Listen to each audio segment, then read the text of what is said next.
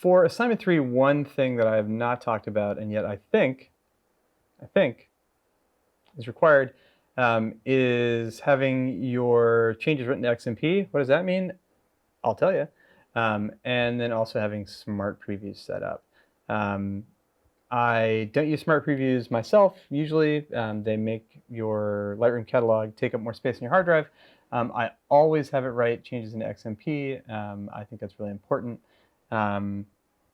Both are things that you need to do specifically to your catalog. The smart previews thing you'll do to your files. The XMP you'll actually do to your catalog file.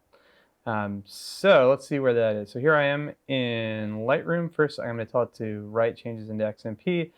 To do that, I go up here to the Lightroom menu, Lightroom Classic, come down to Catalog Settings, and now yours will probably come up here on General, click over here to Metadata, and right there, automatically write changes into XMP. Every time you create a new catalog, you will need to tell it to do this.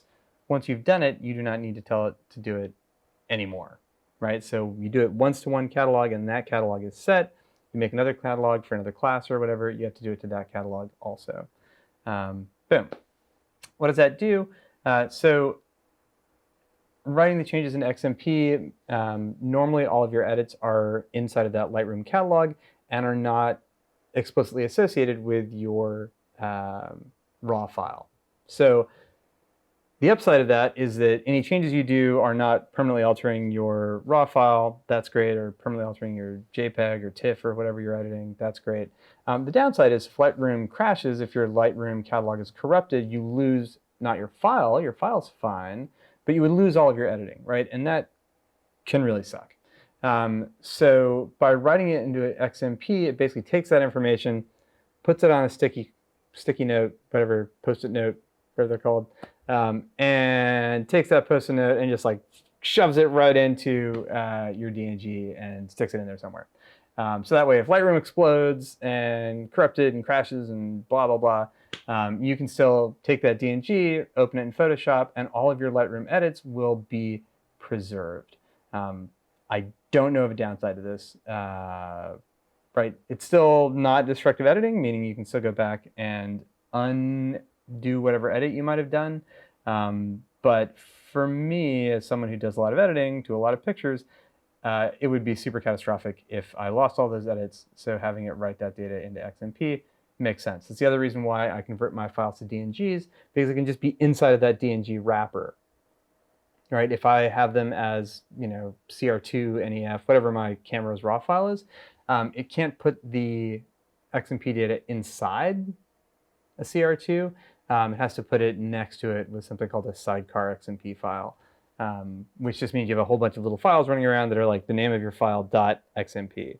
I find that confusing and annoying, and so that's why I make my files DNGs, and so should you. Cool, that's part one. Part two, if I go up here to all photographs in my catalog, click on that. All right, I'm here in the library, so G to get to the library grid, come over here, all photographs, make sure that's selected. I want to select everything, so Command A for all of it. You can also go up here to Edit, select all. Now I want to go in and make sure that there are smart previews for all of these files. If I go to the library menu right here, drop down to previews, and build smart previews. Boop. I already had smart previews for this, so all it did was go through and be like, yep, yep, yep. If I didn't have smart previews, it would take a little bit longer as it built them. And now we're good to go. So building smart previews is important for assignment 3 because it will let me actually see those little thumbnail images. Otherwise, they show up just as like big blank boxes. It makes for a slightly chunkier file. So if you do not want to do that in general, after you've turned in assignment 3 and it's been graded and you're awesome, you can come back up to library previews, make sure you have everything selected again, and say discard smart previews. Boom, they're out.